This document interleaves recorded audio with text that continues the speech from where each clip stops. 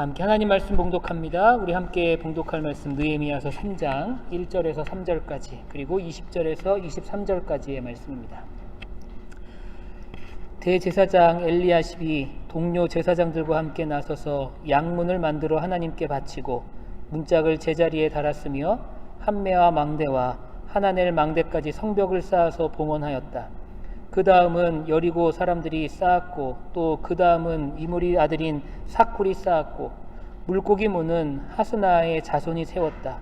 문틀을 얹고 문짝을 달고 빗잔과 또 빗장 둔태를 만들어 달았다. 20절입니다. 그 다음에 이어지는 둘째 부분 곧 성 구비에서부터 대제사장 엘리야십의 집 문까지는 삭베의 아들 바룩이 열심히 보수하였다. 그 다음에 이어지는 둘째 부분 곧 엘리야십의 집 문에서부터 엘리야십의 집 맨 끝까지는 학구스의 손자이며 우리아의 아들인 무레못이 보수하였다. 그 다음에 이어지는 부분은 그 구역 안에 사는 제사장들이 보수하였다. 그 다음에 이어지는 부분은 베냐민과 핫숲이 보수하였는데 그곳은 그들의 집 맞은 쪽이다. 그 다음에 이어지는 부분은 아나냐의 손자요 마아세야의 아들인 아사랴가 보수하였는데 그곳은 그의 집 옆쪽이다. 아멘. 하나님의 말씀입니다.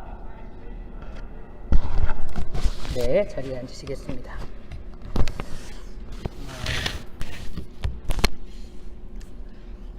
우리 이 시간에 함께 예배하게 됨을 진심으로 감사하게 생각합니다. 또 기쁘게 생각하고요. 오늘은 날씨가 참 좋았던 것 같아요. 좋은 것 같아요. 그래서 지난주에는 우리가 예배 올 때 눈이 와서 우리 학생들이 좀 예배 오는 것이 좀 힘들었었는데 오늘은 날씨도 좋고 또 눈도 많이 녹아서 아마 여러분들 예배 오시는데 그래도 기쁘게 발걸음 가볍게 오실 수 있었던 것 같습니다. 목사의 마음은 그냥 주일마다 날씨가 이렇게 좋았으면 좋겠어요. 평일에는 비가 오고 또 눈이 오고 바람이 불고 그래도 괜찮은데 주일날만큼은 이렇게 늘 화창하고 날씨가 좋았으면 좋겠다. 그런 생각을 늘 합니다. 그래서 여러분들이 오늘 이렇게 좋은 날씨 가운데 또 이렇게 오후에 와서 함께 예배드리는 것을 큰 기쁨으로 여기게 되시기를 바라고 또 사실은 뭐 날씨에 상관없는 그런 신앙생활 여러분들 꼭 이어갈 수 있기를 간절히 소망합니다. 오늘 우리가 리더십을 배우다라는 제목으로 함께 말씀을 나눕니다. 크라이슬러의 회장이자 CEO였던 이 리 아이아코가라는 사람이 있는데 이 사람에게 어느 기자가 경영에 대한 비밀을 물었습니다.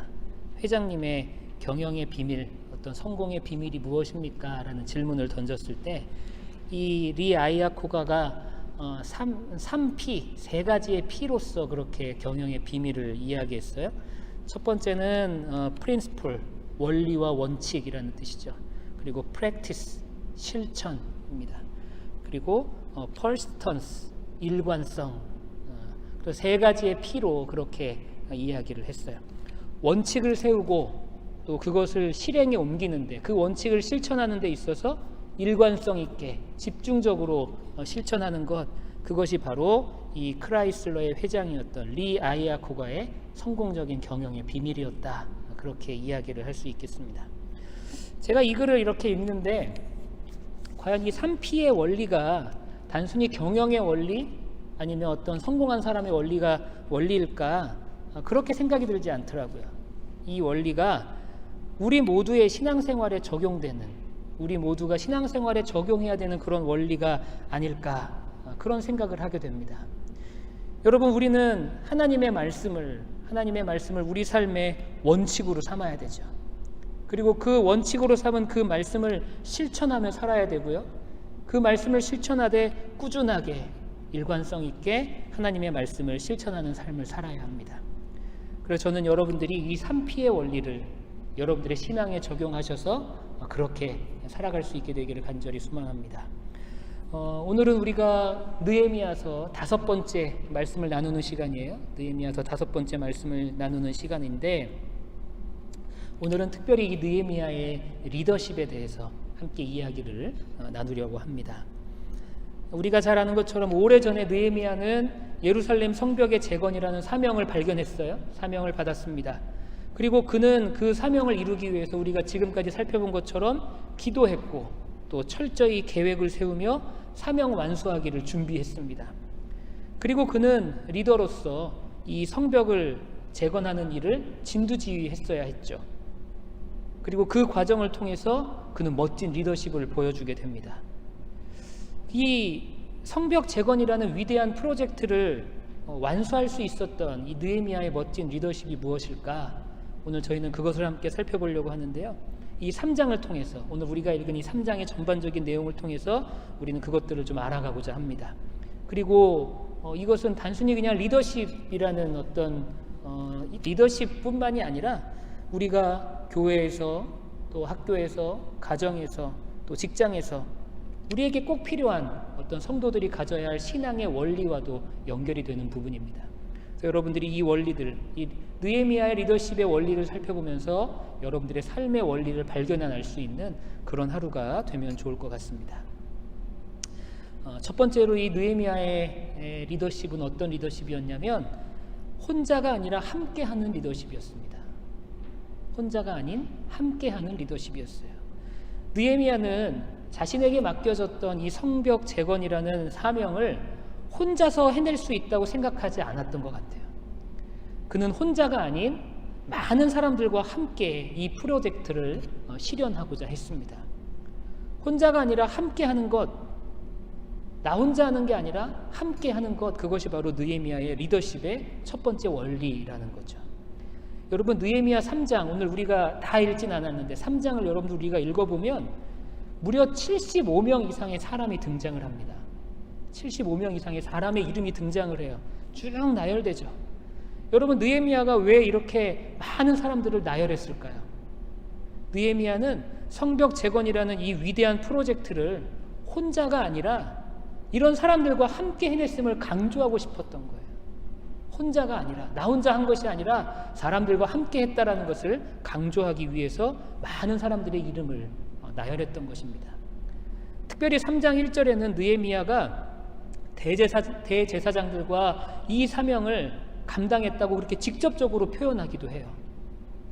그리고 느헤미야를 우리가 쭉 특별히 3장을 읽어보면 재밌는 표현이 하나 나오는데 3장에서 가장 많이 등장하는 표현이 어떤 표현이냐면 그 다음에 라는 표현입니다. 그 다음에. 여러분, 오늘 우리가 읽은 본문만 봐도 그렇잖아요. 그 다음에 무엇을 설명하고 나서 그 다음에 또 무엇을 누군가를 표현하고 나서 그 다음에 계속 그렇게 이어져서 이 느헤미야가 계속해서 이 성벽 재건에 대한 역사를 풀어내죠. 그 다음에 라는 표현, 이게 굉장히 중요한 표현입니다. 왜냐하면 이 표현을 통해서 느헤미야는 많은 사람들이 어떻게 자기들의 자리를 지켰고 동시에 어떻게 협력하여서 이 성벽 재건이라는 이 위대한 프로젝트를 이루었는지를 표현하고 있는 거예요. 그러니까 그 다음에 서로가 다 연결돼서 서로가 다 하나 돼서 서로가 다 협력해서 그렇게 하나님의 사역을 감당했다라는 겁니다. 협동하여서 이 위대한 프로젝트를 감당했다는 거죠. 여러분, 성경은 그리스도의 몸, 이 교회의 본질을 그리스도의 몸이라고 표현하고 있어요. 교회는 그리스도의 몸이다라고 표현하고 있습니다. 여러분, 몸의 가장 중요한 특징이 무엇입니까? 몸의 가장 중요한 특징, 그것은 여러 지체들이 다 하나로 연결되어 있다는 거예요. 몸은요, 하나로 연결되어 있어요. 손만 따로, 또 발만 따로 그렇게 되어 있지 않아요. 몸은 다 연결되어 있습니다. 그래서 인간의 몸이야말로 가장 완벽하게 네트워킹된 공동체다, 그렇게 표현할 수 있겠습니다. 여러분, 교회가 바로 그 몸과 같아야 된다는 거예요. 교회가 바로 이 몸과 같아야 됩니다. 교회에는 여러 사람들이 있고 여러 모임들이 있고 또 여러 직책들이 있죠. 그 모든 것들을 하나로 연결될 수 있어야 한다는 것입니다. 주님을 위한 모든 일들이 혼자서 할 수 없는 일이고요. 또 혼자서 할 수도 없을 뿐 아니라 혼자 해서도 안 되는 일이에요. 교회는 늘 팀 스피릿을 요구합니다. 팀으로서 협력해서 협동하고 동역하고 함께 나갈 수 있는, 그것이 바로 교회 공동체의 근본이 되는 사실이라는 거죠. 여러분, 혹시 한국 속담 중에 독 속의 개라는 말 들어보셨는지 모르겠어요. 이게 속담으로 표현해야 되는지 좀 모르겠지만 독 속의 개. 무슨 말입니까? 이거는 협력하지 못하는 사람들을 좀 이렇게 협력하지 못하는 사람들의 습성을 표현한 말인데 독이라는 게 뭐냐면 조그만 그 장독대 할 때 그 독이에요. 그러니까 조그만 그릇을 얘기하죠. 거기에 개들, 꽃게들을 이렇게 넣어 놓으면 그 개들이 그 독을 기어오르지 못한다는 거예요. 한 마리의 능력만 보면 충분히 그 독을 이렇게 넘어서 나올 수 있는데 여러 마리가 그 독 속에 있으면은 그 독을 기어 나오지 못한다는 거죠. 왜 그러냐면 한 마리가 기어 올라가면 그 뒤에 있는 다른 개들이 그 개를 막 잡아서 이렇게 끌어낸다는 겁니다. 그래서 쉽게 말하면 너 죽고 나 죽고죠. 개들이 올라가면 서로 좀 도와주고 그러면 다 나올 수 있을 텐데 올라가는 개를 뒤에서 자꾸만 잡아 끌어낸다는 거죠. 여러분, 그리스도의 몸을 이루는 교회는 너 죽고 나 죽고의 모습이 아니라 너 살고 나 살고의 모습으로 살아가야 돼요. 상생의 원리를 가지고 살아가야 된다는 거죠. 모두가 함께 살아갈 수 있는 원리를 가지고 우리는 신앙생활을 해내야 합니다. 우리가 할 수 있는 최선을 다해서 협력해야 돼요. 여러분, 우리가 함께 예배하는 게 중요해요. 예배하는 게 중요하지만 더 중요한 건 함께 예배하는 게 중요해요. 우리가 모이는 게 중요하죠. 함께 모이는 게 중요한 거예요. 함께 우리의 삶을 나누고 또 함께 말씀을 공부하는 이 함께하는 모든 것들이 교회 안에서는 중요하다라는 겁니다. 저는 우리 예수사랑교회, 우리 교회 공동체가 이렇게 함께하는 공동체가 됐으면 좋겠어요. 특별히 누구 한 사람이 뛰어나고 누구 한 사람이 잘해서 교회 공동체가 이렇게 잘 운영되는 게 아니라 그냥 모두가 다 함께 특별히 잘하는 사람 없이 그냥 모두가 잘해서 모두가 함께 할 수 있는 그런 신앙의 공동체, 그런 공동체가 우리 예수사랑교회가 되기를 저는 간절히 소망하고 있습니다. 여러분들이 꼭 그런 공동체를 우리가 함께 이루어갈 수 있게 되기를 간절히 축원합니다. 두 번째로 느헤미야의 리더십의 원리는 좋아하면서 잘하는 일을 행하는 원리입니다. 좋아하면서 잘하는 일. 느헤미야 3장에 보면, 우리가 3장을 전체적으로 보면 적어도 15가지 이상의 다양한 직종들이 등장을 해요. 15가지 이상의 직종들이 등장을 합니다. 그리고 이 사람들은 다 자기가 할 수 있는 일들을 가지고 성을 재건하는 일에 참여하게 되죠. 그리고 이 느헤미야는 이 다양한 직종에 대해서 누가 책임을 맡았다, 누가 이런 책임을 맡았다라고 아주 자세하게 기록하고 있습니다. 예를 들면 제사장들이 맡았던 일은 뭐였냐면 양문을 건축하는 일이었어요. 양의 문. 여러분, 양의 문이 뭡니까? 그야말로 양들이 다니는 문이에요. 양들이 다니는 문. 근데 왜 양들이 다니는 문이 필요할까요? 여러분, 이 예루살렘에는 성전이 있잖아요. 그 성전에서 하는 가장 중요한 일이 뭐였냐면 제사 지내는 일이었어요. 근데 그 제사를 지낼 때는 어떻게 제사 지냅니까? 지금이야 우리는 이렇게 예배의 형식으로 하나님을 만나고 예배를 통해서 하나님께 영광을 돌리지만 당시에는 제사를 통해서 제물을 갖고 동물들을 잡아서 그렇게 제사를 지냈잖아요. 그래서 그 동물들을 가지고 성전으로 들어오는 문을 양의 문이라고 그랬어요. 사람들이 그 동물들을 데리고 성전으로 이렇게 다가가는 그 문이 양의 문이라고 그렇게 칭하던 문이었는데, 그 양의 문을 제일 많이 드나드는 사람, 그리고 그 양의 문에 대해서 제일 잘 알던 사람이 누구였냐면 제사를 집행하던 제사장들이었다는 거죠.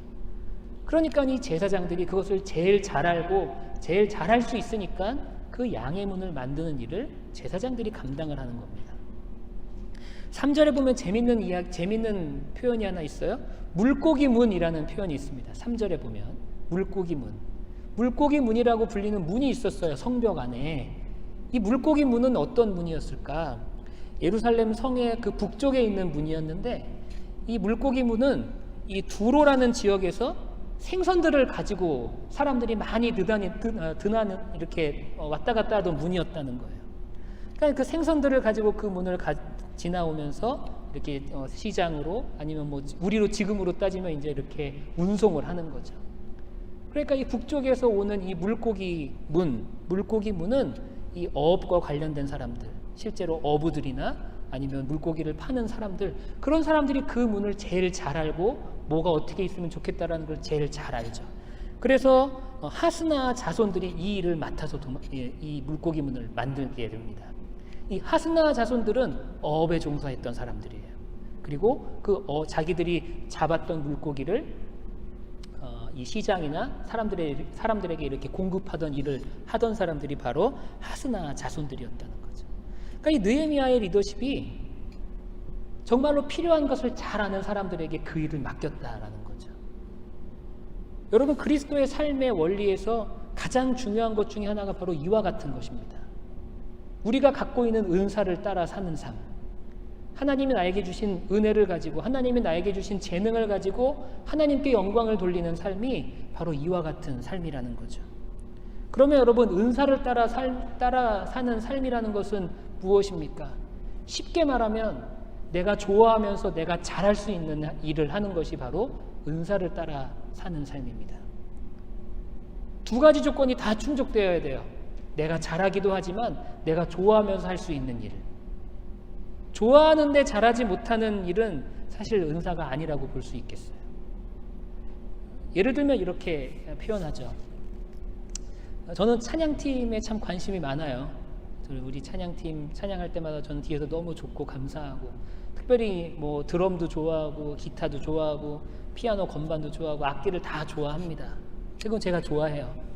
그런데 솔직히 저는 좋은 연주자는 아니거든요. 잘 치지는 못해요. 그런데 내가 좋아한다고 해서 내가 윤석 형제한테 윤석 형제 내가 이번 주는 드럼 칠게요. 그러면 찬양이 어떻게 되겠습니까? 그건 내가 좋아하는 거고, 나는 내가 좋아하면 내가 혼자 좋아하는 것에서 끝나야 되는데 잘하지도 못하는데 내가 드럼 치겠다고 그렇게 나서면 오히려 하나님의 영광을 가릴 수가 있죠. 그러니까 여러분, 은사를 따라 산다는 건 내가 잘하면서 내가 좋아하는 일을 발견하고 그리고 그것으로 하나님께 영광 돌리는 삶을 살아가는 것, 그것이 바로 은사를 따라 사는 삶입니다. 또 다른 표현으로 하면 전문성이라고 이야기할 수 있겠죠. 하나님의 일을 함에 있어서, 하나님에 대한 사역을 우리가 함에 있어서 전문성을 가지고 행하는 것, 그것이 바로 은사를 따라 사는 삶이다, 그렇게 표현할 수 있겠습니다. 음악에 은사가 있는 분들은요, 음악을 통해서 하나님께 헌신하면 되고요. 또 가르치는 은사가 있는 분들이 계시다면 그 가르치는 은사를 가지고 교회에서 또 여러분들의 삶 가운데서 헌신하시면 됩니다. 또 대접하고 또 섬기고 그런 것들을 좋아하시는 분, 그런 것들을 잘하시는 분들이 계시면 그런 것들로도 얼마든지 은사로 그렇게 활용하며 하나님의 일들을 감당해낼 수가 있는 것이죠. 제가 이 말씀을 준비하면서 이 부분을 이야기를 할까 말까 고민을 좀 많이 했었는데, 우리 교회에 대한 이야기니까 함께 여러분들에게 좀 오픈을 하고 싶어요. 지금 우리 교회에 가장 필요한 사람은 재정을 담당해야 될 사람입니다. 재정을 관리할 수 있는 사람. 지금 현재 우리 두 분의 형제님이 관리하고 계세요. 우리 영우 형제하고 동규 형제가 관리하고 있는데, 동규 형제는 졸업을 했어요. 1월 달에 졸업을 해서 지금 뉴저지에 가 있습니다. 그래서 이제 취업하고 이제 좀 있으면 뉴저지에서 생활을 하게 되는데, 영호 형제도 이번 학기가 마지막이에요. 이제 마지막 학기 끝나면 이제 졸업을 하고 시카고로 취업을 해서 이제 가게 됩니다. 그래서 이제 재정을 관리할 수 있는 사람을 세워야 되는데 누구를 세워야 될지 늘 고민인 거예요. 그래서 제가 아예 이 시간에 내가 설교하면서 내가 오픈을 해야겠다. 여러분들 중에 재정 관리에 대한 흥미나 또 그거에 대한 여러분들의 은사가 있다고 생각하시는 분들은 좀 함께 할 수 있으면 좋겠습니다. 그럼 저에게 이제 누가 물어보겠죠. 목사님, 재정을 관리하는 데 있어서 필요한 은사가 무엇입니까? 이렇게 물어보시겠죠. 뭘까요? 재정을 관리하는 데 있어서 가장 필요한 은사. 뭐 좋은 머리여야 될까요? 돈을 계산해야 되니까? 아니면 어떤 예산을 구성해야 되니까 어떤 그런 센스가 있어야 되나요? 아니에요. 요즘엔 다 스마트폰이 해줘요. 엑셀로도 다 할 수 있고, 그런 것보다 중요한 거, 제가 생각하는 재정 관리에 있어서 가장 중요한 은사는 바로 정직함입니다. 정직한 마음을 가지고 여러분들이 교회 예산을 이렇게 할 수 있는 그런 마음가짐만 있으시면 우리 영우 형제가 다 알려줄 거예요. 엑셀 하는 것도 알려주고 또 무엇을 어떻게 해야 되는지, 은행 업무는 어떻게 해야 되는지 다 알려줄 거예요. 그러니까 여러분들이 정직한 그 마음만 있으신 분이라면 이 교회 재정을 저와 함께 그렇게 관리해 나갈 수 있는 분이 오늘 예배가 끝나면 저에게 카톡을 하는 사람들이 생겨나기를 간절히 소망하겠습니다. 제 개인적인 소망이 하나 있다면, 교회 안에서 어떤 필요한 자리가 있을 때, 어떤 필요한 직책이 있을 때 누구를 세울지 고민하는 게 제 소망이에요. 누구를 세울지 고민하는 게 제 소망이에요. 사실 지금도 고민하고 있죠. 그런데 지금의 고민은 어떤 고민이냐면 세울 사람이 없어서 고민하는 거예요. 자원하는 사람이 없어서 고민하는 거예요. 근데 제 소망은 뭐냐면 어떤 직책이 있을 때 자원하는 사람이 많아서 그 중에 누구를 선택해서 세워야 되는지 그런 고민을 좀 한번 해보고 싶어요. 저는 개인적으로. 우리 지난번에 우리 조장들을 세우는데요. 조장들을 세우는데도 사람이 없어서, 조장을 할 만한 사람이 없어서 아주 조장 세우는데 아주 애를 먹었어요.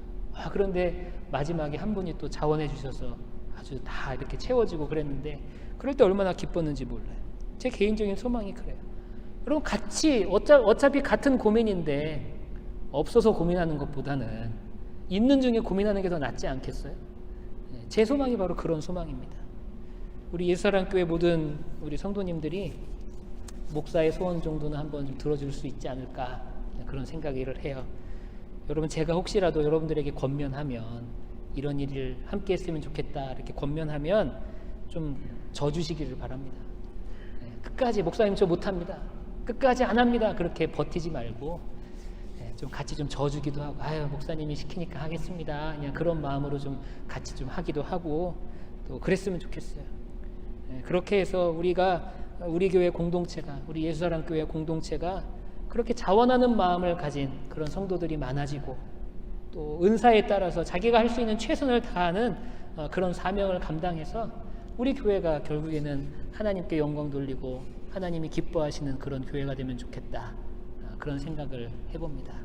저만 이런 생각을 가진 게 아니라고 믿어요. 여러분들도 다 같은 마음으로 우리 함께 우리 교회를 그렇게 세워나갈 수 있게 되기를 간절히 소망합니다. 우리가 잘 알고 있는 이 심리학자 메슬로가 인간이 누릴 수 있는 인간 안에 있는 가장 고차원적인 욕구가 뭐라고 이야기를 했냐면 자아를 실현하는 욕구라고 말을 했죠. 자아 실현. 자아를 실현할 때 인간이 가장 큰 행복을 느낀다. 그리고 우리가 그렇게 할 수 있겠는데 여러분 헬라어로 이 은사라는 단어가 카리스마라는 단어입니다. 카리스마 있어요. 여러분 그게 우리가 아는 그런 카리스마의 뜻이 아니에요. 사실은 뭔가가 이 카리스마 있다 그러면은 우리가 좀 어떤 생각이 들죠? 뭔가 확실한 지도자, 그렇죠?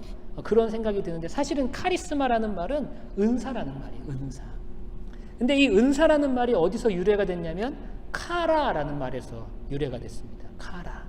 근데 이 카라라는 말은 뜻이 뭐냐면 기쁨이라는 뜻이에요.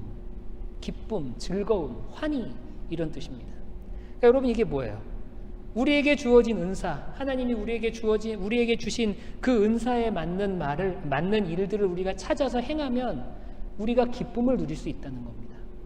그 메슬로가 얘기했던 인간 안에 있는 가장 고차원적인 욕구, 자아 실현의 욕구, 이것이 바로 우리가 은사를 발견하고 은사를 따라 사는 그러한 삶을 살 때 우리는 우리의 자아를 실현할 수 있는 그런 기쁨을 누릴 수 있게 된다는 거죠. 여러분들이 어떤 은사를 가지고 있는지 저는 다 모르지만 여러분들의 은사를 잘 활용하셔서 여러분들의 자아의 실현에 기쁨을 누릴 수 있게 되기를 바라고 또 그것뿐만이 아니라 우리 교회를 위한 하나님의 사명도 우리가 잘 감당할 수 있는, 잘 완수할 수 있는 그런 삶을 우리 모두가 살아갈 수 있게 되기를 간절히 소망합니다. 마지막으로 세 번째, 이 느헤미야의 리더십의 원리는 진심으로 칭찬하고 격려하는 리더십이었어요. 칭찬하고 격려하는 리더십이었습니다. 다시 느헤미야 우리 본문으로 돌아와서 한번 생각을 해보죠. 느헤미야가 오늘 본문처럼 세심하게 같이 일했던 지도자들의 이름과 사역의 내용을 기술한 이유가 무엇이겠습니까? 어떤 일을 누가 담당했고 누가 이런 일을 담당했고 그렇게 세심하게 이렇게 기술한 이유가 무엇일까요? 어느 신학자는 그 이유에 대해서 격려라고 답했어요. 격려. 예루살렘 성벽을 재건하기 위해서 힘썼던 많은 동역자들을 진심으로 격려하고 칭찬해주는 느헤미야의 리더십이 바로 그 안에 들어있다라는 겁니다. 여러분, 사람은 누구나 격려받지 못하면 어떤 일을 지속적으로 헌신하기 쉽지 않아요.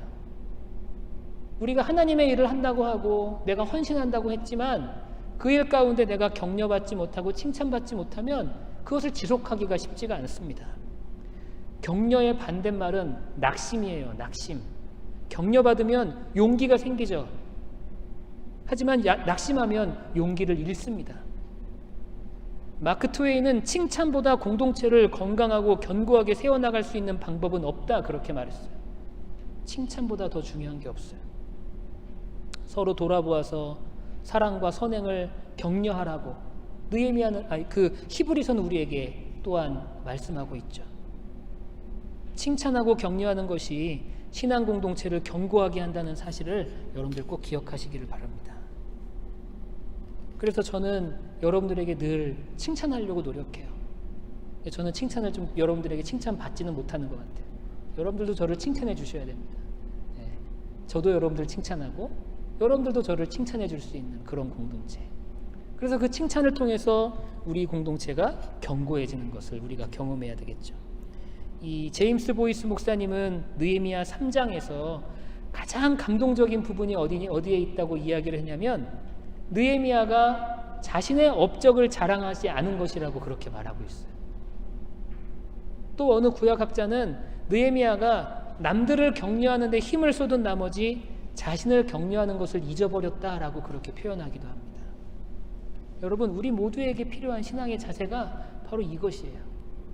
나를 내세우고 나를 앞세우고 나를 높이는 것이 아니라 타인을 위해서 격려해주고 타인을 칭찬해주고 타인을 위로해주는 것, 그것이 바로 느헤미야를 통해서 발견할 수 있는 그런 신앙의 원리, 리더십의 원리입니다. 초대교회에도 이와 같은 칭찬과 격려의 사람이 있었어요. 참, 이 사람은요, 그 이름의 뜻마저도 권면하고 위로해주는 사람이라는 그런 뜻을 가진 이름을 가진 사람입니다. 그 이름이 누구냐면 바나바예요. 여러분, 바나바라는 사람의 이름의 뜻은 위로하다, 권면하다, 그런 뜻입니다. 이름의 뜻이 얼마나 멋있습니까? 근데 실제로 그는 그런 삶을 살았어요. 여러분, 초대교회에서 가장 영향력 있던 인물이 누구였냐면 바로 사도 바울이죠. 바울. 근데 여러분, 바울이 어떤 사람이었습니까? 바울이 어떤 사람이었죠? 바울은 원래 사울이라고 불리던 사람이었는데, 바울은 예수 믿는 사람들, 예수님의 제자들, 예수님을 따르던 사람들을 찾아가서 잡아서 고문하고 감옥 보내고 심지어는 돌로 쳐서 죽였던 사람이 바로 이 바울이에요. 그런데 이 바울이라는 사람이 어느 순간 회심해서 예수님 만났다고 교회 공동체 안에 들어오려고 하는데 사람들이 바울을 받아줄 수 있겠습니까? 그래서 많은 교회 지도자들이 바울을 의심했어요. 우리는 바울을 받을 수 없다. 바울은 우리 교회 공동체 안에 들어올 수 없다고 많은 사람들이 그렇게 이야기를 했어요. 그런데 그때 바나바가 바울을 위로합니다. 그리고 바울 편에 서서 바울을 격려하고 바울을 사랑해주고, 그래서 바울을 교회 리더로 세워줘요. 그러니까 이 바나바와 바울의 관계가 굉장히 특별하죠. 그래서 사도행전에 보면 바울과 바나바가 같이 거론되는 경우가 굉장히 많아요. 그런데 재밌는 사실은 처음에는 바울과 바나바, 사울과 바나바가 거론될 때 바나바와 사울 이렇게 거론이 돼요. 그런데 시간이 지나면 어떻게 이 표현이 바뀌냐면 바울과 바나바가 이렇게 바뀝니다. 여러분, 성경에서는 순서가 굉장히 중요하거든요. 누가 먼저 나오느냐가 굉장히 사실 중요해요. 우리도 그렇잖아요. 우리도 뭔가를 나열할 때 가장 중요한 걸 먼저 쓰는 경향이 있잖아요. 근데 이 헬라 문화에서, 특별히 이 헬라어로 쓰여진 이 신약 성경에서 뭐가 중요한지, 이 순서가 굉장히 중요한데 그 순서가 바나바가 맨 처음에 나오다가 나중에는 바울로 사울로 바뀌었다는 거예요. 순서가. 이게 뭘 의미할까요? 리더십의 주도권이 바나바에서 바울로 넘어갔다는 걸 의미합니다. 그건 또 무엇을 의미할까요? 바나바가 겸손하게 자신의 리더십을 바울에게 이양했다는 것을 의미해요. 그러니까 바나바는 그런 삶을 살았던 거죠. 느헤미야를 통해서, 그리고 우리 신앙의 선조들을 통해서 우리는 참된 신앙의 리더십을 발견하게 되는데, 그것이 바로 서로 격려해주고 서로 칭찬해주고 서로 세워주는 리더십임을 우리는 발견하게 됩니다. 우리 사랑하는 예수사랑교회 모든 성도님들의 신앙이 그런 신앙을 가지고 갖게 되기를 소망해요. 내 생각엔 좀 부족한 것 같고 또 실수가 많은 것 같아도 좀 서로 격려하고 칭찬하려고 좀 노력하는 그런 공동체가 되어야 합니다. 누군가를 험담하기보다는 누군가를 칭찬하려고 노력하는 그런 공동체. 혹 실수하는 사람에게는 비난과 비판보다는 격려와 위로의 말을 던질 수 있는 그런 신앙의 공동체가 바로 우리 예수사랑교회가 되기를 간절히 소망합니다. 말씀을 정리할게요. 우리는 느헤미야를 통해 이 신앙의 리더십을 배울 수가 있었습니다. 그는 하나님의 사역을 혼자서 감당할 수 없다고 그렇게 생각을 했고, 그리고 많은 사람들과 함께 하나님의 사역을 감당했어요. 교회도 그리스도의 몸이기 때문에 모든 지체들이 연결되었고 하나가 되어야 합니다. 우리 예수사랑교회가 하나 되어서 함께 행할 수 있는 그런 교회 공동체가 되기를 소망하고요. 또한 느헤미야는 은사에 맞게 사람들을 배치했어요. 내가 잘할 수 있는 일과 내가 좋아하는 일을 함께 찾는 것, 그것이 바로 은사에 맞는 삶입니다. 여러분들의 은사, 여러분들이 갖고 있는 그 은사들을 여러분들이 적절히 잘 사용하셔서 여러분들도 기쁨을 누릴 뿐 아니라 또 교회를 위한 하나님의 사명도 완수할 수 있게 되기를 소망합니다. 마지막으로 우리는 칭찬하고 격려하고 위로해주는 그런 공동체가 되어야 합니다. 느헤미야는 자신의 업적을 자랑하지 않고 함께했던 사람들을 기억하면서 그들을 격려하고 위로했어요. 험담과 비난과 비판이 아니라 칭찬과 격려와 위로가 넘치는 우리 예수사랑교회가 되기를 간절히 소망합니다. 기도하겠습니다. 주님, 우리에게 새로운 리더십의 표본을 보여주심을 감사합니다. 우리가 느헤미야를 통하여서 우리의 리더십을 발견할 뿐 아니라 우리의 신앙도 새롭게 발견할 수 있도록 도와주옵소서. 우리가 모두가 하나 되어 함께 행할 수 있는 교회가 되게 하시고, 또한 주님이 주신 은사를 잘 활용할 수 있는 교회가 되게 하시며 서로 사랑하고 칭찬하고 격려하고 위로하는 공동체가 될 수 있도록 모든 것들을 주관하여 주옵소서. 예수님의 이름으로 기도합니다. 아멘.